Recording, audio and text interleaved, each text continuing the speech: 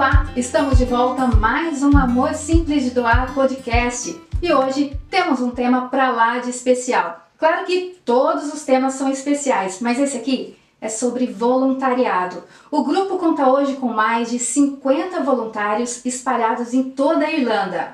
Eu sou uma voluntária e eu nunca tive câncer, mas nós temos voluntários que já tiveram câncer e que estão no grupo justamente para ajudar outras pessoas, contribuir de certa forma. E hoje vamos ter uma entrevistada para lá de especial, que é a Lígia Pinheiro, que ela já teve câncer e vai contar um pouquinho da sua experiência pra gente. Obrigada, Sandra. Bem-vinda. Obrigada. Dessa vez o outro lado para contar um pouquinho da sua história. Tô até com dislexia aqui sentada nesse lado. Sim, queria inclusive fazer uma observação que eu acho tão bonito, assim, que quando tem voluntário que nunca teve câncer, né? Assim, tem os voluntários que tiveram câncer, que por saberem o que é, estão no grupo, mas tem aquelas pessoas que não precisariam estar no grupo, entre aspas, né? Então, muito obrigada a você e a todos que não tiveram câncer e que estão no grupo. Eu particularmente vim para o grupo porque já tive pessoas na família com câncer e eu tenho muita vontade de aprender, de saber como lidar, como conversar. Então, para mim, é uma escola, cada dia estar aqui. E vou aprender muito mais agora, conhecendo um pouquinho da sua história. E eu gostaria de saber, acho que para começar, se você teve sintomas, como é que foi esse diagnóstico? Nossa, foi uma loucura, porque eu tinha uma vida normal no Rio de Janeiro, casada, um filhinho de 4 anos de idade. Meu sonho sempre foi morar na Europa, já tinha morado na Europa antes e queria voltar. E aí, finalmente, recebi uma proposta de trabalho na Irlanda, porque eu não tenho passaporte europeu, não tinha. Eu precisava de uma empresa que topasse me dar o sponsor, né? E aí, consegui esse tão sonhado sponsor. Vi que para trazer minha mudança toda para a Europa ia ser muito caro, então eu e meu marido a gente resolveu vender tudo que a gente tinha e transformar a nossa vida em 5, 6 malas. Foi uma loucura, assim, nós já estávamos casados há 7 anos, um filho de 4 anos, a gente desmontou a casa toda, transformamos nossa vida em 6 malas. E aí, um pouco antes de vir para a Irlanda, nessa de buscar informação aqui e ali, alguém me falou: o sistema de saúde da Irlanda não era tão legal. O sistema de saúde do Brasil, o SUS, tem muitas coisas para corrigir, claro, mas o sistema de saúde particular do Brasil é impecável. É referência mundial, inclusive, de tratamento oncológico, né? Então essa pessoa falou pra mim: olha, o sistema de saúde da Irlanda não é igual ao sistema de saúde particular do Brasil. Eu falei: então acho melhor todo mundo fazer um check-up, né? E aí eu me lembro até hoje, foi 2022, nossa passagem estava marcada para 16 de agosto de 2022, eu iria começar a trabalhar dia 22 de agosto. Marquei o check-up todo do meu filho, marquei o check-up todo do meu marido e eu me lembro que eu fiquei com uma ultra de mama pro dia 12 de agosto, 4 dias antes. Eu praticamente fui fazer essa ultra com as malas na porta do consultório. E minha irmã, que é médica, fala: brasileiro faz exame para não buscar resultado, né? Eu fui fazer exame, fui fazer checagem, né? Fui fazer check-up, mas, assim, tinha certeza de que não ia ter nada, 39 anos. E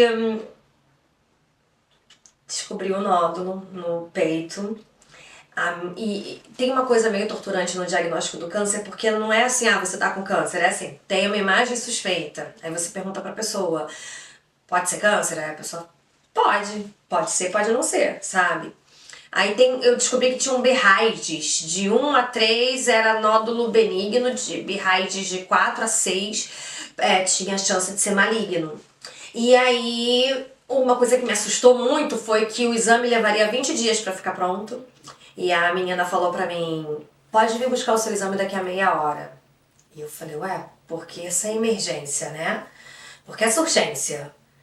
Aí foi aí que eu descobri que tinha o tal do BRAIDs, que aí a minha irmã, que é médica, já começou a minha irmã é pediatra, não é a área dela, mas ela começou a conversar com os colegas e falou: Lígia, tem uma coisa chamada BRAIDs que a gente tem que ficar de olho. E aí o meu veio o BRAIDs 4. E aí eu fui encaminhada para fazer biópsia. Só que o resultado da biópsia só iria sair depois do dia 16 de agosto. Então... Lembrando que você já estava com a viagem marcada, com passagem pra vir pra Irlanda. Com trabalho. E já tinha pedido demissão, já tinha desfeito a minha casa no Brasil. Eu não tinha nem vida aqui, nem vida lá, não tinha nada. Tinha 6 malas. No meio de tudo isso, o diagnóstico. E um possível diagnóstico de câncer. Eu falei: agora, desisto de tudo, fico aqui, mas e se não for câncer? Né? E aí aquela coisa, pessoas da família falando fica, pessoas da família falando vai, não vai ser nada. Isso foi uma coisa que me marcou muito, porque aí eu vim pra Irlanda. A gente, em fase de comemoração, a gente tinha comprado passagem de primeira classe. Então a gente vinha em festa. E aí eu que sempre sonhei em andar em primeira classe. Foi a pior viagem da vida que eu fiz de primeira classe, né? Porque eu só tava esperando as pessoas passarem por mim no avião para as luzes se apagarem para eu começar a chorar, porque eu queria chorar o dia inteiro. E eu não queria demonstrar essa fraqueza pro meu pai, pra minha mãe, pro meu filho. Meu filho não sabia, meu filho tinha 4 aninhos de idade, então muita agonia. E aí eu tava no hotel, né, hospedada num quarto de hotel. Na sexta-feira eu ia começar a trabalhar na segunda. Na sexta-feira o meu médico falou, preciso fazer uma videochamada com você. E eu pensei, se ele quer fazer uma videochamada, não é pra falar que tá tudo bem, né? E aí eu sabia que eu ia desmoronar, então foi uma coisa muito solitária também. Porque o meu marido então tirou meu filho do quarto do hotel e levou para um parquinho. E aí eu fiquei sozinha no quarto de hotel. Nem com o médico eu estava, porque ele estava numa videochamada. E aí ele confirmou pra mim, através de uma videochamada, olha, é câncer mesmo, você tá com câncer de mama, vai precisar fazer uma cirurgia, mas não vai precisar fazer quimioterapia. A princípio foi essa a notícia. E aí quando desligou, quando eu fechei o computador, eu fiquei naquele quarto de hotel, sabe? Olhando pras paredes, olhando pras 6 malas. Eu não sei te dizer o que eu senti nesse momento, eu não sei te escrever. Eu só sei que eu cheguei na segunda-feira, no primeiro dia de trabalho, falei com o meu chefe, falei, olha, fui diagnosticada com câncer. Ele falou, olha, vamos então suspender o seu contrato, você volta pro Brasil, porque eu não tinha nem PPS, que é um documento que você precisa ter aqui na Irlanda pra ter sua vida. Eu não tinha, não ia ter direito a tratamento, provavelmente. Então voltei pro Brasil pra fazer a cirurgia e ele falou, daqui a 40 dias você volta e começa a trabalhar aqui. Só que quando eu fui fazer a cirurgia, eu descobri que eu tava com metástase. Micrometástase na axila. E aí eu ia precisar fazer a quimioterapia. E aí eu fiz a maior loucura da minha vida. Porque eu não queria perder o emprego que eu levei 12 anos pra conseguir. Então eu liguei pra empresa e falei que eu queria trabalhar no Brasil. Sem me dar conta de que eu teria que trabalhar 3 horas da manhã no Brasil. Por conta do fuso. Por causa do fuso horário. Então eu fui fazendo quimioterapia e trabalhando às 3 da manhã. Fazendo quimioterapia. E aí essa história me mostrou assim, que não sei, quando você acha que você não tem mais força, você ganha mais força e você vai. Porque eu não sei dizer pra você como que eu consegui acordar 3 da manhã, falar inglês, fazer um onboarding num novo trabalho fazendo quimioterapia. E terminada a quimioterapia, fiz a radioterapia no Brasil, e aí quando eu comecei o bloqueio hormonal, que foi em fevereiro de 2023, aí eu voltei e faço o tratamento aqui, porque tem mais 5 anos de bloqueio hormonal, entrei na menopausa, é uma menopausa forçada, então todos os sintomas da menopausa multiplicados, e tem que fazer o bloqueio hormonal mais 5 anos. Quero saber como é que foi pra você, desde o diagnóstico, quando você descobriu, cara, eu tô com câncer, e agora, o que eu vou fazer? Na sua cabeça, eu conto pra família, não conto? Porque assim, você voltou pro Brasil para fazer o tratamento, como que é? Voltou? O que aconteceu? Né? Ter que passar por tudo isso. Eu fiquei com vontade de gritar pro mundo, eu literalmente gritei, porque eu postei no Instagram. Eu fiz uma postagem no Instagram falando, estou com câncer. Foi uma loucura, né? Foi uma loucura e pra mim foi melhor do que ficar dando essa explicação pras pessoas. A única coisa que eu não falei por medo de julgamento, eu fiquei trabalhando escondido no Brasil. Só o meu marido e os meus pais sabiam que eu trabalhava na empresa na Irlanda. O pessoal no Brasil achava que eu estava de licença médica, porque eu sei que eu ia receber muito julgamento, né? As pessoas não iam entender e eu não estava preparada para lidar com aquele julgamento, sabe? E como eu falei pra você, quando eu fui fazer a quimioterapia, raspar a cabeça, pra mim, foi um dos momentos mais difíceis. Raspar a cabeça, ficar careca. Eu já tinha removido minhas 2 mamas, eu tava sem peito, isso aqui é silicone, né? Então agora eu já tenho um corpo esteticamente normal, apresentável na rua, mas eu só pude botar silicone depois da radioterapia, depois do tratamento. Eu fiquei 1 ano sem peito e sem cabelo. Então você fica realmente irreconhecível, é muito difícil. Quando você fez a cirurgia, se viu no espelho, como que foi assim, a reação que você teve de se reconhecer essa nova versão que você não estava acostumada? Eu me achava um ET.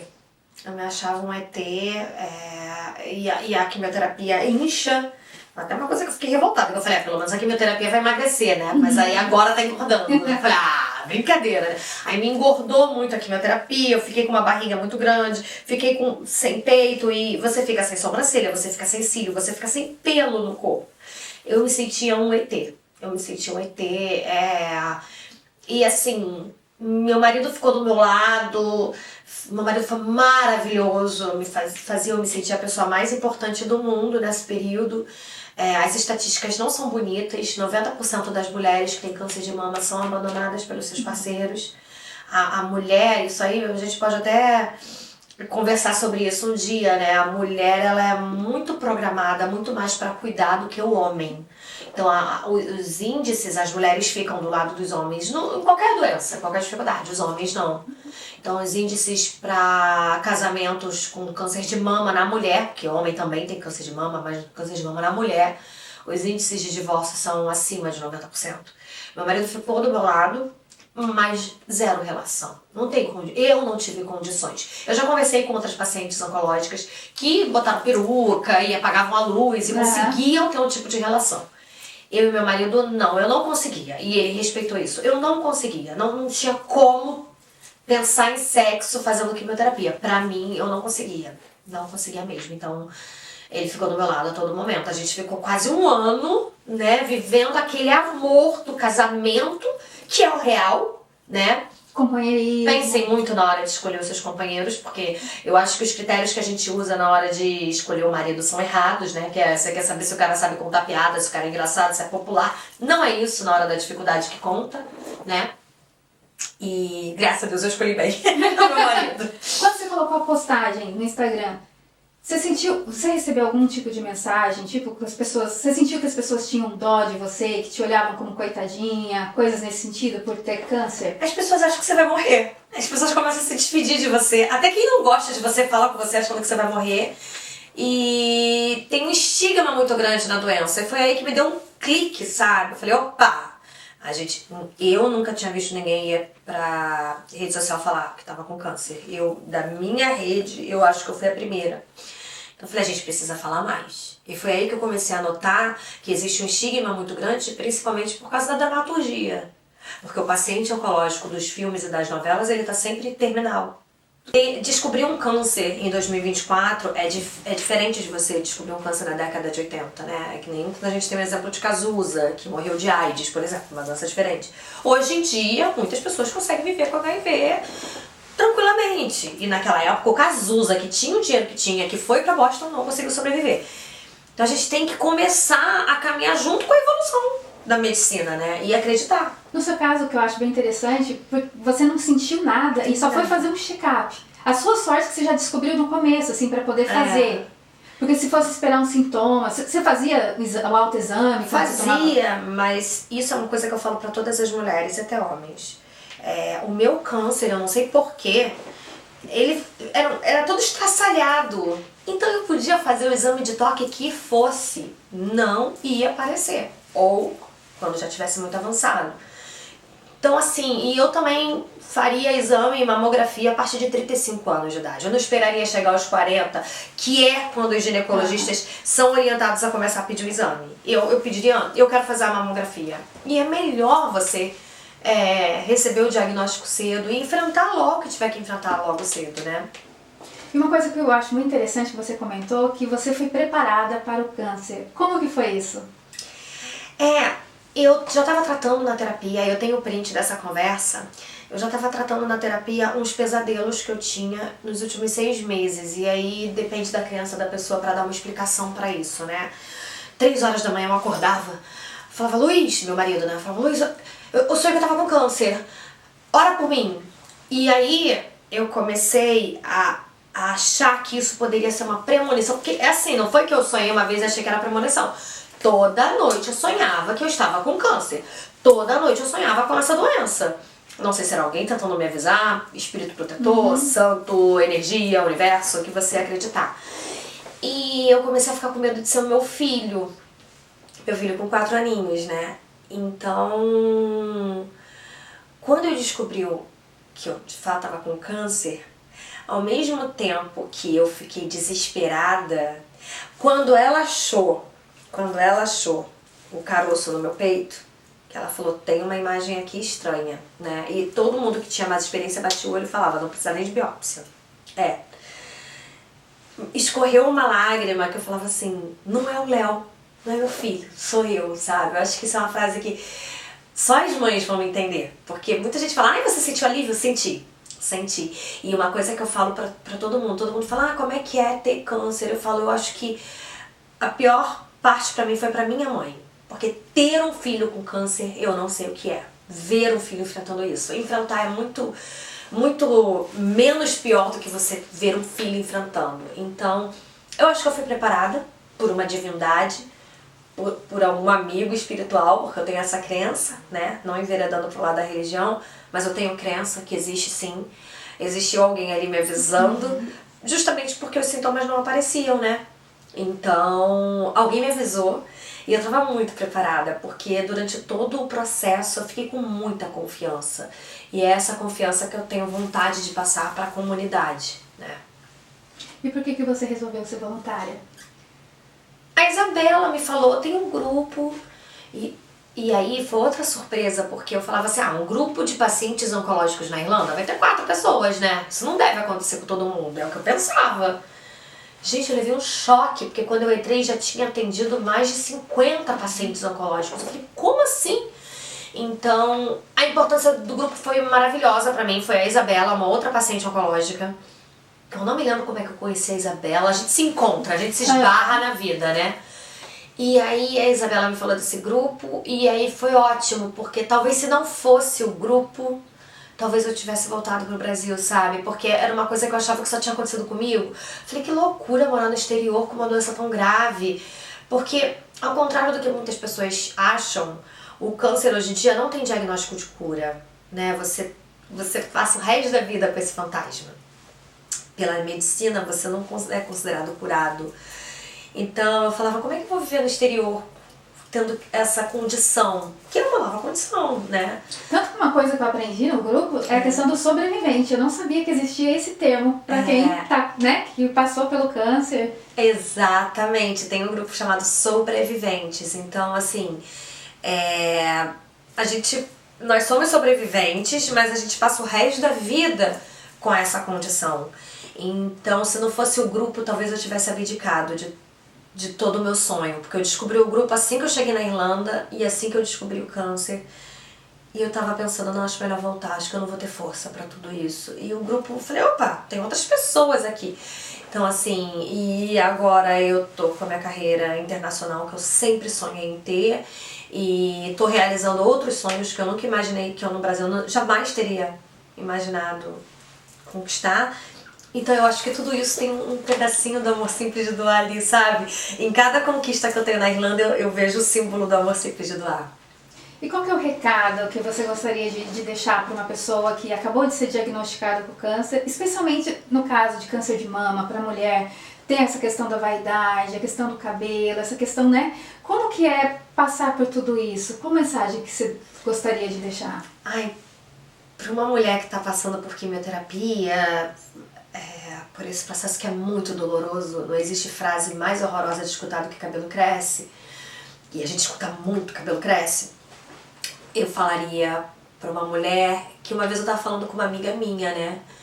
Eu falei pra ela, eu tô horrorosa, eu tô sem cabelo, eu tô sem cílios. E ela falou pra mim uma frase que eu nunca esqueci. Ela falou assim, não existe nada mais lindo do que alguém lutando pela vida. Então eu acho que foi um momento da minha vida que eu fiquei mais bonita, sabe? Principalmente que eu botava uns turbantes, combinava com blusa, fazia maquiagem, tenho muitas fotos. Mas pra mim a principal mensagem, e aí não é só pra paciente oncológico, tá? É uma mensagem pra vida de todas as pessoas. Sempre que eu pegava avião, eu passava com muita inveja das pessoas da primeira classe. Sempre. Eu olhava assim, você vai com raiva pra econômica, né? Você vai tá mais apertada que na econômica. Mas depois da minha história, eu penso assim, jamais tenha inveja das pessoas que estão na primeira classe da vida. Porque às vezes elas só estão esperando as luzes se apagarem pra elas começarem a chorar. Nossa, forte isso. Foi pra mim a melhor mensagem que eu tirei dessa história. E também eu me juntei com outros 3 pacientes oncológicos. E a gente escreveu um livro que eu trouxe aqui. Ai, que lindo. Se chama 208 Dias, que foi justamente o tempo que eu fiquei no Brasil me tratando do câncer. E esse livro conta a história de 4 pacientes oncológicos que sobreviveram. E a renda desse livro aqui vai toda para a instituição do câncer no Brasil, que ajuda muitas pessoas que não têm condições de se tratarem do câncer na parte particular, né? Na medicina particular do Brasil. Então, trouxe aqui pra te dar de presente. Ah, obrigada! Pra você ler. Nossa, ou pra você lindo. dar de presente pra quem você achar que deva ler esse livro. E pra gente retribuir pro universo, né? O máximo que a gente puder, depois de ter sobrevivido. E você escrevendo esse livro, por exemplo, teve algum marco na sua vida que você falou, depois do câncer eu mudei tudo, tive que redefinir toda a rota? Ai, tem. Tem, porque tinha uma frase que meu padrasto falava pra mim e que eu nunca dava valor. E depois dessa história, ele desencarnou, infelizmente, mas depois dessa história, assim, eu dou muito valor pra essa frase, que ele falava assim: regra número 1 na vida pra você ser feliz: não se preocupe com ninharias. E a segunda regra pra você ser feliz, mais importante até que a primeira: tudo são ninharias. Então a minha vida agora, eu não me permito ficar remoendo por causa de problema do dia a dia. Não fico. Eu fico assim, não, tô viva, eu tô aqui, tô realizando meu sonho. E eu acho que mudou muito nesse sentido, sabe? Eu aproveito cada segundo da minha vida. E me tornei reikiana, hoje em dia eu aplico reiki, tomo cuidado com a parte energética do corpo, tomo cuidado com os meus pensamentos, porque antes eu pensava o que vinha na cabeça, hoje em dia não. Eu realmente não quero perder tempo pensando nisso, eu penso em coisas que me fazem me sentir bem, porque a gente não sabe quanto tempo a gente vai estar aqui, né? Eu tenho uma melhor amiga chamada Virgínia. A Virgínia ficou do meu lado a todo momento, uma amiga minha de 25 anos de amizade, e a Virgínia, 20 anos de amizade. E a Virgínia infartou e morreu há 2 meses. A gente não sabe quando é o nosso último dia. E isso tá muito latente em mim. Então eu quero viver 50 anos e 5. Ainda mais quando tem uma criança, um filho, né? Que é a semente desse amor, Eu tô vendo ele crescer, então pra mim, eu tô vendo ele crescer, então cada gracinha nova que ele faz, cada nova etapa. Ontem ele começou a assistir Michael Jackson, então ele saiu do dinossauro, agora começou a gostar de Michael Jackson, que é a jaqueta vermelha. Eu fico, gente, que bom que eu tô assistindo isso, né? E um hábito que eu e meu marido a gente criou, a gente joga jogo de tabuleiro todos os dias com o nosso filho, pelo menos uma partida. E esse é o momento mais delicioso do meu dia. E esse é o maior presente que eu posso ter hoje. Eu valorizo muito essas coisas hoje em dia. E confesso que antes não. Antes eu ficava muito preocupada com coisas que não têm valor. Nossa, uma lição de vida. Tô aprendendo bastante aqui. Quero te agradecer pelo carinho, por ter aceitado compartilhar a sua história. Quem quiser o livro, como que faz pra conseguir? Na Amazon, tá vendendo na Amazon. E, por favor, gente, a renda toda desse livro é revertida para a instituição do câncer. Então, mesmo que vocês não queiram ler, dê de presente pra alguém, mas comprem o livro pra gente poder ajudar mais pessoas. Muito obrigada. O podcast fica por aqui. Lembrando que os voluntários são o coração pulsante desse grupo, que a gente chama família, porque todo mundo se ajuda. E se você deseja ser voluntário, existem várias frentes de trabalho que você pode colaborar, desde marketing, administração, ajudar uma pessoa, visitando no hospital, tomando um cafezinho, chorando junto, abraçando, enfim, são muitas possibilidades. Você pode entrar em contato com o grupo aqui mesmo pelo YouTube ou pelas redes sociais e faça parte com a gente. Esse grupo, ele é feito com muito carinho e quando a gente dá amor, ele transborda cada vez mais. Em nome da Márcia, em nome de todo o grupo, a gente gostaria de dedicar esse programa a todos os voluntários. Sem vocês, esse grupo não existiria. Muito obrigada!